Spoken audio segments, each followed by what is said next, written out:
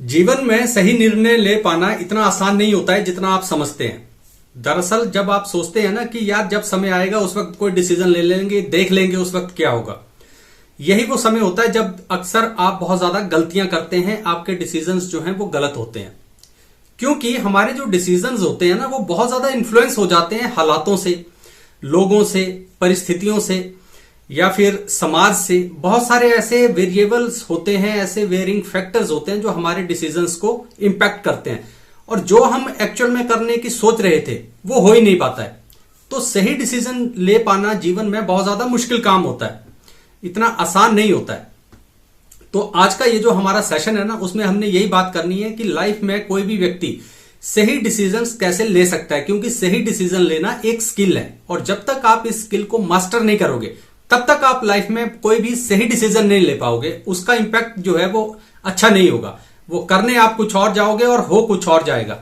तो कौन सी ऐसी बातें हैं जो आपको अपने ध्यान में रखनी है ताकि आपके जो भी आप डिसीजंस लें वो सही डिसीजंस हो, उनका आप मैक्सिमम इंपैक्ट देखें अपनी लाइफ में। तो सबसे पहला जो चीज है जो आपको ध्यान रखनी है सही डिसीजन लेते समय, वो ये रखनी है, टेक टाइमली डिसीजंस। कि आपके जो डिसीजंस हैं वो हमेशा टाइम फ्रेम होने चाहिए, टाइम फ्रेम में लिए गए डिसीजंस होने चाहिए। क्योंकि अक्सर आपने देखा होगा, या तो हम कई बार जो है बहुत जल्दी में डिसीजंस ले लेते हैं कि नहीं अभी कुछ डर जाएंगे, अपने माइंड में कुछ और सोच रहे हैं, किसी परिस्थिति से डर रहे हैं, तो हम बहुत जल्दी डिसीजन ले लेंगे, तो वो डिसीजन हमारा गलत हो जाएगा क्योंकि अभी उस डिसीजन को लेने का टाइम ही नहीं था। या फिर आप जो है वो सोचते ही रह जाएंगे कि यार ये काम करूं या ये काम करूं, क्या करूं, आप डिसाइड ही नहीं कर पाते हैं, और उतनी देर में चिड़िया चुग गई खेत, उतनी देर में वो मौका हाथ से निकल जाता है, उस वक्त भी आपको कोई फायदा नहीं मिलता है। तो ये जो आपका टाइम फ्रेम है ना, वही सबसे ज्यादा मैटर करता है कि आपका डिसीजन सही होगा या गलत होगा। वो तभी मैटर करेगा अगर वो समय पे होगा। अगर समय पे वो डिसीजन आप नहीं ले पाएंगे तो आपको कोई भी फायदा नहीं मिलने वाला है। अच्छा, दूसरा और चीज आपने क्या ध्यान रखनी है, वो ये रखनी है कि टेक डिफरेंट व्यू पॉइंट्स। कि जब भी आपने कोई डिसीजन अपनी लाइफ में लेना है तो जितने ज्यादा व्यू पॉइंट्स आपके पास डिफरेंट होंगे उतना आपको फायदा मिलेगा। अलग अलग पर्सपेक्टिव्स आपके पास होने चाहिए उस डिसीजन को लेने से पहले। और ये जो अलग पर्सपेक्टिव्स होते हैं ये कहां से मिलते हैं? कई बार तो ये पर्सपेक्टिव्स हमारे आसपास ही होते हैं, और कई बार जो है वो हमें एक्टिवली सर्च करना पड़ता है पर्सपेक्टिव्स को कि यार कैसे ये काम जो है वो किसी को हैम्पर करेगा। जैसे मैं कोई डिसीजन लेने वाला हूं तो मैं सोचूंगा कि यार ये पर्टिकुलर काम मैंने करना है और इस तरह से करना है।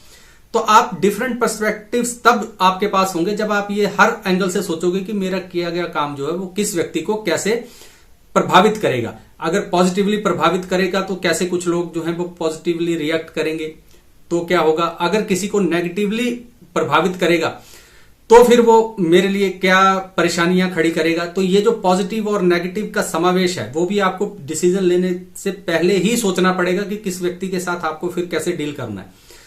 और एक बात जो आपने पर्सपेक्टिव्स के बारे में ध्यान रखनी है वो ये कि अगर आप अपनी लाइफ में ये सोचते हैं कि सबसे पूछ के डिसीजंस लेंगे तो ज्यादातर वो डिसीजंस जो होते हैं वो गलत होते हैं, क्योंकि हर एक व्यक्ति की अपनी राय होगी, वो हर एक व्यक्ति आपको अपनी तरह से बात बताएगा।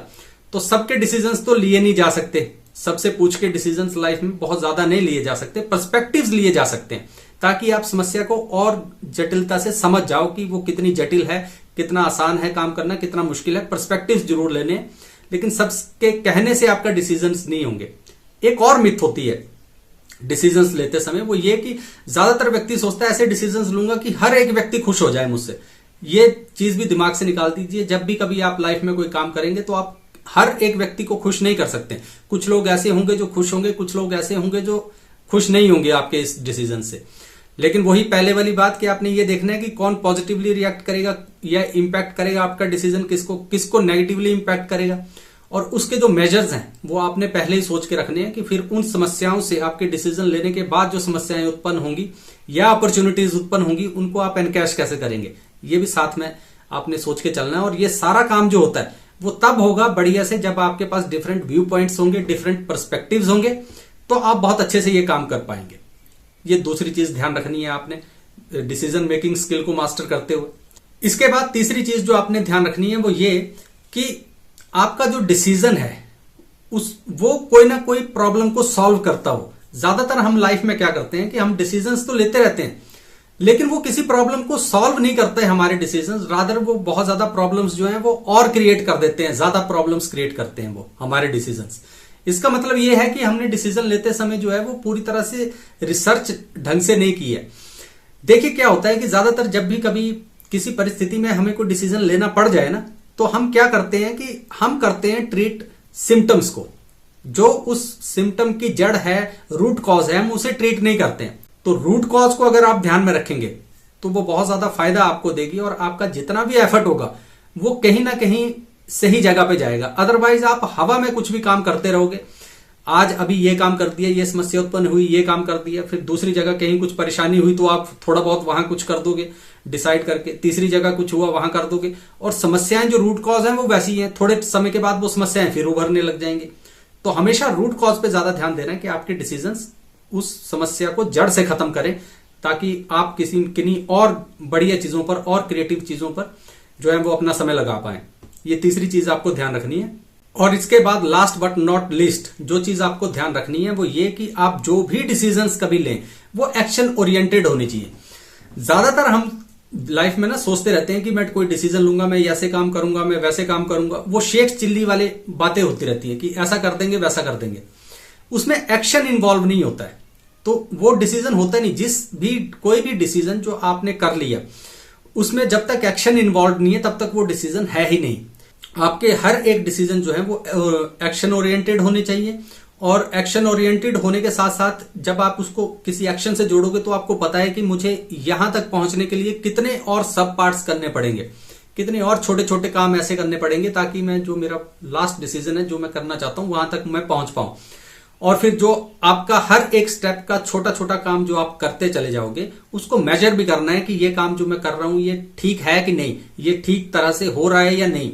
वो इसलिए कि ताकि अगर आपको रास्ते में कुछ कोर्स करेक्शन की जरूरत हो तो आप वो कर पाए। अगर आप जो भी आपका डिसीजंस है और जब आप उसको सब पार्ट में डिवाइड करेंगे, उसको करने लग जाएंगे और उसको मेजर नहीं करेंगे तो आपको पता नहीं लगेगा कि आप सही रास्ते पे हैं या नहीं, तो आप कोर्स करेक्शन नहीं कर सकते।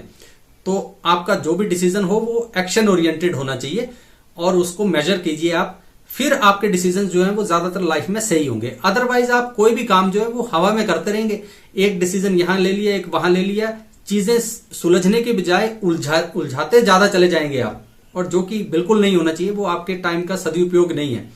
तो ये जो डिसीजन मेकिंग स्किल्स होते हैं ना, उन्हें मास्टर करने में बहुत ज्यादा समय लगता है, बहुत ज्यादा एक्सपीरियंस चाहिए होता है। तो अगर आप ये 3-4 चीजें अपने ध्यान में रखेंगे तो आपके डिसीजन जो होंगे वो काफी बेहतर हो जाएंगे, बेटर डिसीजंस आप अपनी लाइफ में कर पाएंगे, और बेटर डिसीजंस आप करेंगे तो बेटर रिजल्ट्स आपको मिलेंगे, और यही सब कुछ हम अपनी लाइफ में चाहते भी हैं। तो ये कुछ बातें थी जो आज आपसे करनी थी। दोबारा फिर कभी किसी और खोज पे निकलेंगे, तब तक अपना ख्याल रखिए। नमस्कार।